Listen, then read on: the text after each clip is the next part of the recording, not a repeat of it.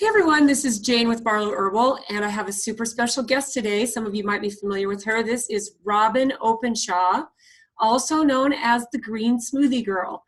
Now, Robyn and I have recently, in the last few years, connected and funny enough realized that we're most likely cousins, which is kind of cool because, you know, it's a small world. We're both in health.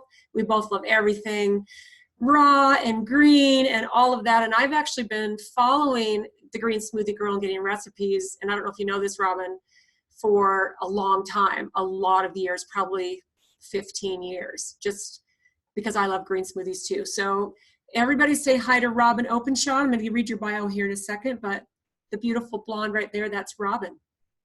Hey everyone. There she is. Okay, I'm going to read her bio really quick, because like I said, she's very accomplished for her young age. So Robyn Openshaw is the author of 15 books, including bestsellers The Green Smoothie Diet and 12 Steps to Whole Foods.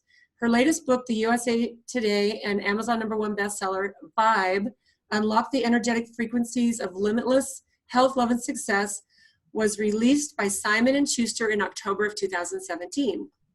She is a former psychotherapist, university professor, and lectured in over 450 cities in the 6 years after launching her popular site, Green Smoothie Girl. So you're a lot braver than me, because I am such a homebody. So kudos to you for getting your ass out there on the road.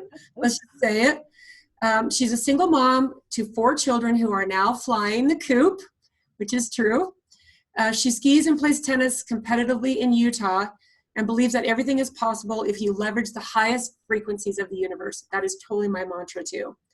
You can find her podcast, which is awesome, so write this down, Your High Vibration Life. Actually, sorry, it's actually, we renamed it Vibe when we okay. the book. So the podcast is Vibe. It's called Vibe. Okay, so on iTunes, if you just push in under the podcast Vibe, you'll find her. She's got some great podcasts, Robyn, which I love. You can also look for Green Smoothie Girl on Facebook and visit her website, greensmoothie.com. Now, this little conversation... Actually, greensmoothiegirl.com. Yeah. Oh, did I say that? What did I say? Just Green Smoothie? Yeah, lots of people do it. It's okay. Okay, sorry. All the right links will be underneath this video, but greensmoothiegirl.com. And actually, we are sitting not very far from each other physically, but because it's a heavy snow day here in Utah, we were going to get together. I was going to have Robyn right next to me in my little office here, and we weren't able to do that because of the weather, but I'm glad you were still able to connect, Robyn. And I want you to just tell people your story because it's very powerful, and I know you've told it 100 times, maybe more, but I love your story about the way our bodies can heal if they're given the right tools, because that's always my mantra.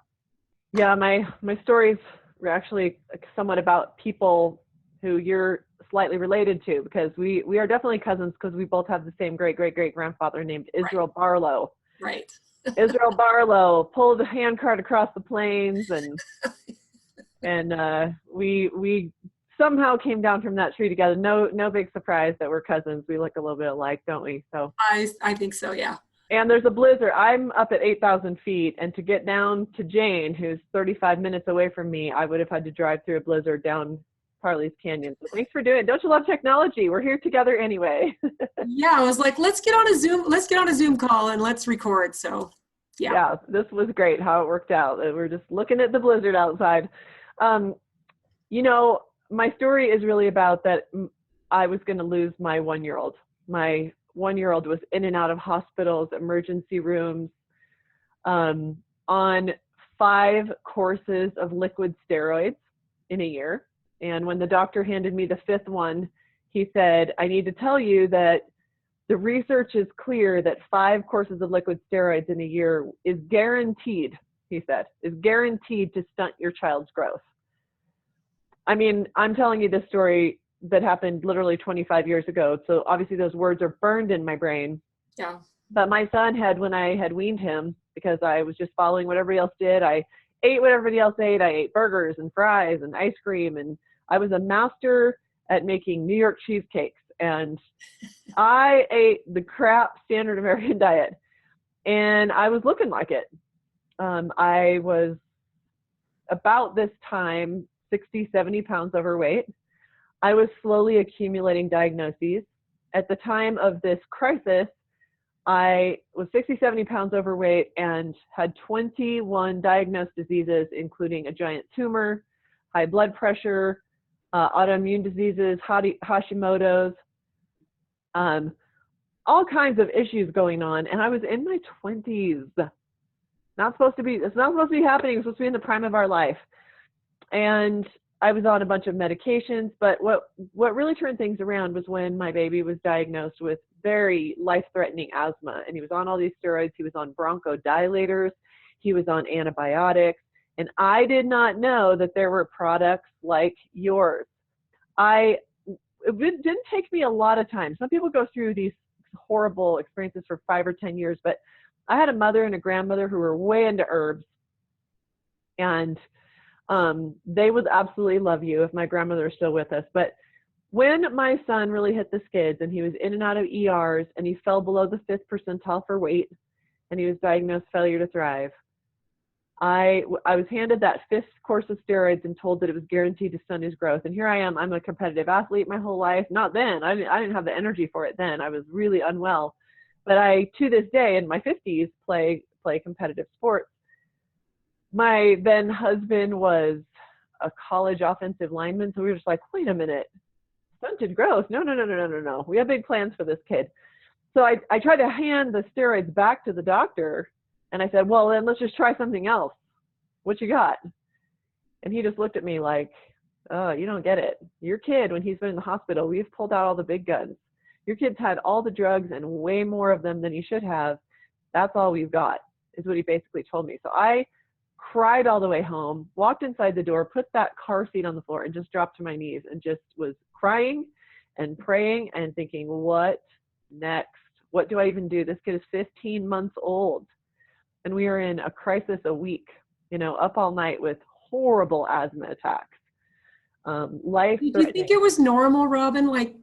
Like, did you have other mom friends that were having, not maybe to the level he was sick, but, I remember when I was raising my kids, I was kind of in the same situation as you, as far as I was raised super healthy, but then I kind of felt I really didn't put a lot of weight into it till I started suffering when I was older. And then when you watch your kids suffer, other moms, their kids are going through the same thing with antibiotics, and you kind of think, oh, well, this is just the way it is to be a human. Like, did you have those kind of thoughts too?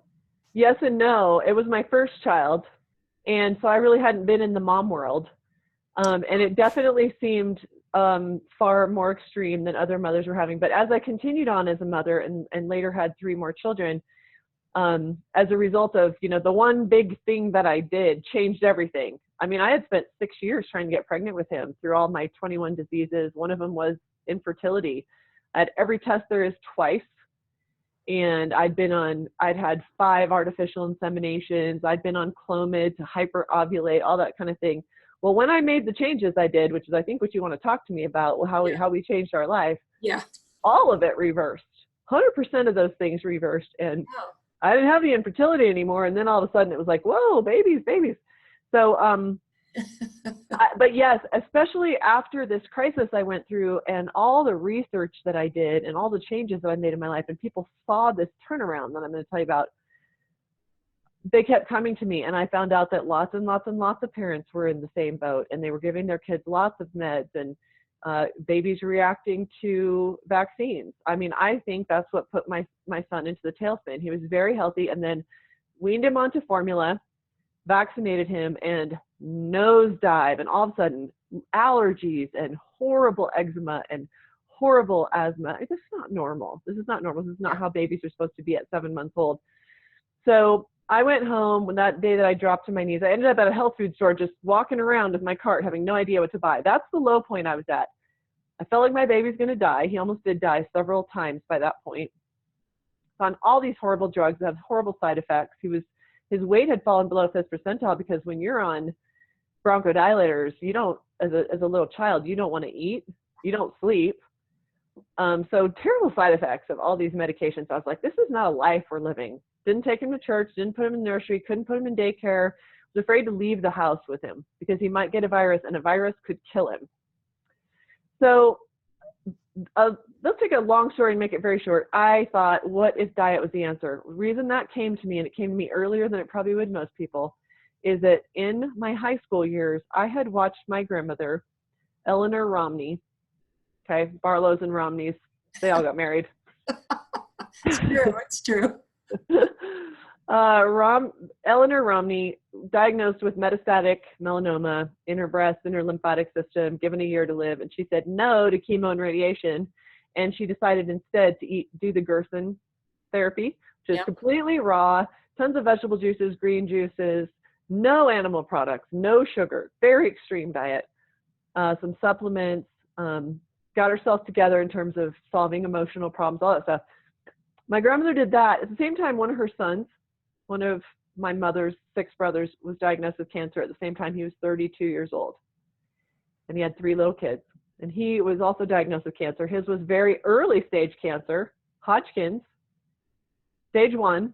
They said, hey, do this chemo and radiation, 95% chance this will cure you. Well, 18 months later, he was dead of chemo and radiation. She, on the other hand, completely eliminated the cancer, lived another 20 years, was there for all 4 of my children. So because I had had that experience, because I had watched how powerful food is as medicine, when I was going through that crisis with my son, I wish I had figured it out sooner. I for sure wish I'd figured it out sooner. But when he was 15 months old and I realized I was running out of options inside of medicine, and I hated the options that I'd been given so far, I was like, I will do anything. You know how a mom is. You'll do anything. Yeah. And so I just cleared everything out. All the dairy gone, all the flour, white flour, the cinnamon raisin bread that I had raised him on, the chicken nuggets. I mean, I'm telling you, what I fed my son was not good. I fed him ice cream. I fed him pizza, chicken nuggets, Otter Pops. These were like staples. And all of it gone overnight, the end. And we began eating greens, vegetables, fruits, legumes, whole grains, nuts, and seeds. Those were our staples. And it took me a little while because I had no tricks up my sleeve. I had no recipes. I knew that my mother and grandmother had done that. I had been raised on a mostly plant-based diet. We might have meat once a week. We owned a produce company. My grandparents owned a produce dealership. Like we ate plant-based for 2 generations. My grandmother probably got cancer because she had some real toxic stuff going on, but also diet. Let's see, Dr. Pepper addict. Dr. Pepper, like gallons of Dr. Pepper. So we were always using up stuff in our warehouses for generations. So we were plant-based forever. Like there's been nobody in the Romney family who's ever gotten heart disease. That's awesome. Yeah. And, you know, testament to what happens when you're constantly trying to use up the produce that's in your warehouses, and you have to go buy meat and dairy, right, at the store. So why would you do that when you have all this free food? So, you know, so that was my grandmother. She reversed her cancer. I had watched that. My mother had really adopted a lot of it. That had really, really inspired her. And so we ate a very whole foods diet growing up. So when my baby got all this stuff going on, we turned it around. I learned recipes probably faster than most people would because I was highly motivated. Dying baby does that, right? Yeah. Failure to thrive baby, below the 5th percentile. I mean, he was born at 9 pounds. A year later, he's below the 5th percentile because of drugs and probably because of the dairy and all the, you know, crap that I was feeding him. So we turned it around, and I can honestly tell you that not only do I love eating food as much now as I did then, and I don't feel deprived at all, but also that boy went on to pitch a near shutout in the state finals as a 6'3" most valuable player, baseball player. Never had another course of steroids, never was on another antibiotic. None of my 4 children have. I got my Lomatium, thank you. I'm very serious about when something goes wrong, get on it right away, because that's when the natural stuff works. Right. Best. And use the natural things because they work. I was reading, Jane, we were writing a blog post about alternatives to antibiotics because antibiotics wreck our gut. We read a study that in 2013, there were so many courses of antibiotics prescribed in America in 2013 that it equated to one course of antibiotics per child every 11 months. What? Children in America are, on average, taking a course of antibiotics every 11 months. So this is regardless of everything we know about antibiotics not working on viral problems. And that's regardless of all that, because do you think that parents kind of insist, my kid is sick, so. you have to give them something? Yeah, I don't think it's not that doctors are bad. No. It's not that they're stupid. And No. they know that if it's not bacterial, it's not going to work. But most people want to leave there with medicine. You and I know. Well, they're desperate. They're desperate and they don't know better. Like they don't have any empowerment with herbs and herbal medicine. They just don't, you know, and it's interesting because just listening to your story, which a lot of it I'm familiar with, but it's always interesting to me how you and I, this similarity with this example we have, like your grandma and your uncle and the things that you saw, and you saw how your grandma turned her health around and basically saved her own life with all just food, changing her food. And, you know, I grew up with a dad who was a botanist. And so I grew up everything was, I was tired of the hippie stuff by the time I grew up. You know, I was like, all right, I'm on my own now. I'm going to go to McDonald's and I'm going to eat donuts. And, you know, I ate everything and anything I wanted. And, you know, I didn't raise my kids the healthiest. And I kind of go, oh, now I just go, you know, I think we almost kind of have to experience this ourselves. Like what you had to go through, you had to, I mean, it's too bad, but you had a serious wake up call with your son and with yourself. And then, so after all this happened, you had 3 other kids, and they were just raised on smoothies and on healthy food. And is that what happened, or? Yes. When I cannot say I was the best mom in the history of momming, but I was a very healthy mom, and that's why, is because of near-death experiences in my first year of parenting. Yeah. And so I became quite extreme for a short period of time. Like there was no trick-or-treating. I was not going to let that kid backslide. When he went into the schools, I helped found the charter schools that he went to, and I would literally go to the teachers and say, my son is allergic to dairy and sugar. Here are some alternative treats. Do not give him your treats. And I would make my kids drink a big green smoothie before I sent them to a birthday party. Before they could get playing after school, I would have a pint of green smoothie in the fridge. So I did some things that a lot of parents aren't willing to do, but I'll tell you why.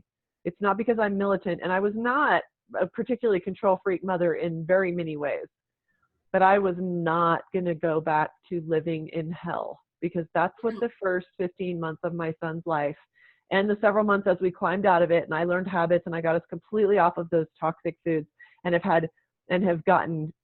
have helped many, many, many parents do the same, and have seen miracle story after miracle story.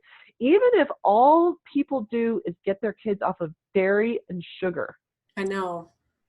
Yeah, I agree with you. I think the funny thing is people think that you're living a life of being deprived when you don't eat the stuff, like people think that some people that in my social circles, or people that meet me and I don't eat certain things, they're just kind of like, they almost look at me like they feel bad for me, like I'm being deprived. But, you know, what I feel like, and I know you probably feel the same way, is my diet has evolved over the years, because, you know, at this point, I'm a couple years away from 60, and it's kind of like, I don't want to feel bad in this human body, and I only eat foods that make me feel vibrationally healthy, and it just tends to be more and more and more, and it's not like I'm perfect.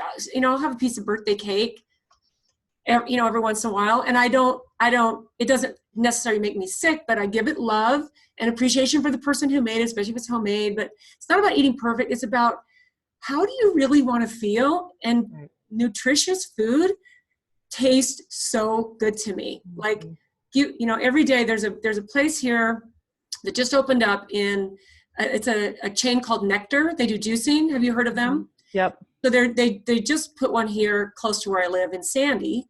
Lucky. And every morning I go on my Nectar app and I order a big 32-ounce green juice, all greens. I even have them take the apple out because I just want just greens. And that's, to me, it's, you know, it's $10. It's $10 a day. But that's, I want to, you know, if I can't pull my juicer out every morning, and I feel so good. So I'm sure you're the same way. It's like, it doesn't really matter what other people think about you. And it's really not about depriving yourself. It's about how do you want to live this life in your human body? And, you know, I don't, it's like, you know, I'm sure we're the same, exactly the same. Yeah, there was a neighbor who used to, and she was actually a really sweet person, but she referred to my children as the pure vessels. And wow. I think I deserved that, because I would literally, for several years, I did different things with my kids at Halloween. Like when they got older, I would just pay them $20 to give me the bag and I would dump it. And I would post that because I have a big following online, and I would post that, you know, and people would be like, what a horrible person you are. That's food. Take it to a homeless shelter. And I'm like, I don't want to poison the homeless people either. But as they got older, I would give them $20 to give me their pillowcase full of candy so that I could dump it.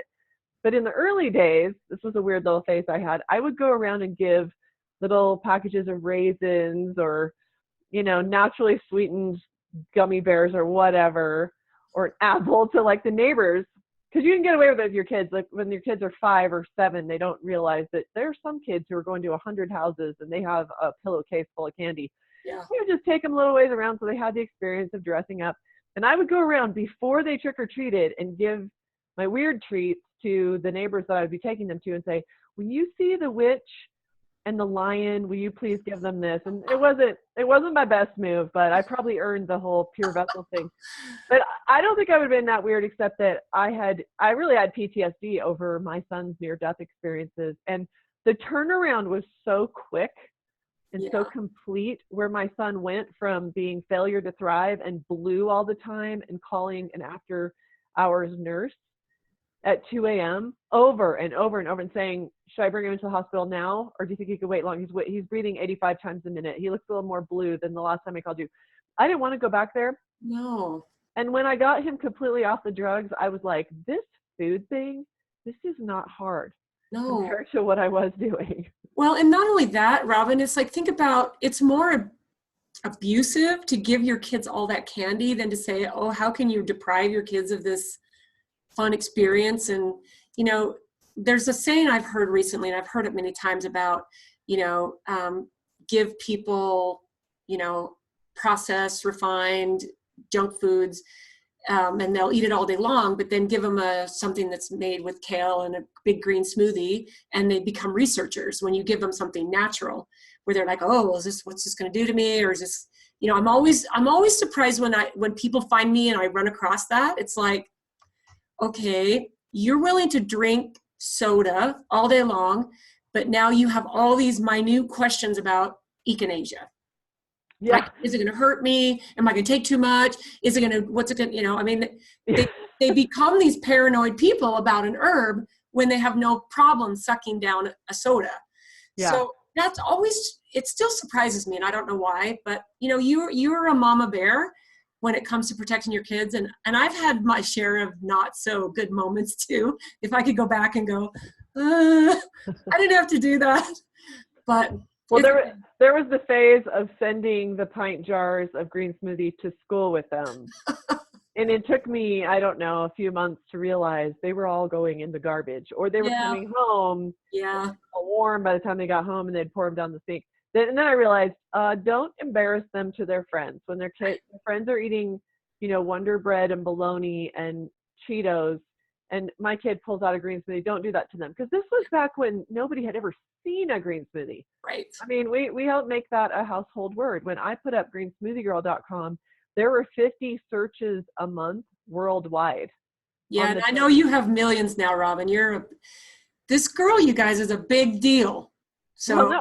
Green smoothies are a big deal. I'll say that. But you know what? You've kind of really, I love that you kind of pioneered it in your own way. So it is, you're right, green smoothies are a big deal, but you've spread a lot of knowledge and a lot of health, wisdom, and your road trips, your dedication to going out on the road, man, All I have to say is you are my hero. Okay, so we could talk about all this stuff for a super long time, but one of the things that I really wanted to bring you on about is if you're watching this, many of you know that for about 3 years, I had my own protein bars. And because it was a big deal to me to have food on the go that I could carry with me. And all the protein bars that are pretty much out there are crap. And they're full of bad protein, they're bad of chemicals and preservatives. And even the ones that were kind of good had just too much sugar. Yeah. They just, and I just had, so I started making my own protein bars in my kitchen, sharing them with everybody.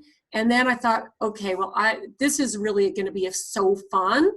And I made 3 recipes. I had them manufactured. And it's been about a year now where I don't have bars, but I have people ask me all the time, are you going to ever bring your bars back? You know, please bring your bars back. So about 2 weeks ago, Robyn and I found each other at the same conference. And one of the things that you gave me, Robyn, was one of your new protein bars. And this is we were walking into this hotel, and I was like, oh boy, here we go, 3-4 days of hotel food. And so I just handed one to Jane. I think I gave you the chocolate dipped one, right? This one. Yeah, so this is like, you can see, this was a chocolate dip. So this is called a blend bar. So what Robyn has done here is taken her green smoothie. She's got a green smoothie bar, a red smoothie bar, or pink smoothie, and then a chocolate dipped green smoothie bar. And they're called blend bars. And I've been lucky since then, after that first taste of the one, to actually get a case of each.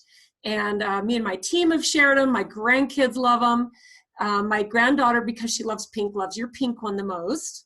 Yeah, please do not, when you hear the chocolate dip, you're going to be like, and it is delicious. My 21-year-old college daughter is living on them right now.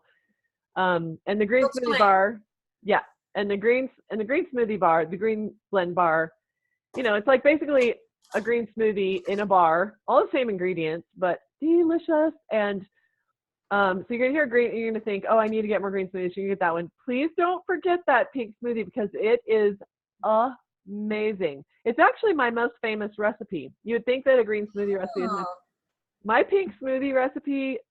Thousands and thousands of people make it. It's my breakfast every morning. It has cashews, beets, carrots, and strawberries. It's so delicious. Anyways, it's in a bar, and it's good. It's good. So besides I've been wanting to share Robyn and her just amazing knowledge and message. And I bet you anything, Robyn, we could do this maybe every 6 months and just share a whole bunch of your cool wisdom and stuff we could share together. But regardless, this was like the perfect opportunity to say, okay, guys, I now have a bar option for you to buy.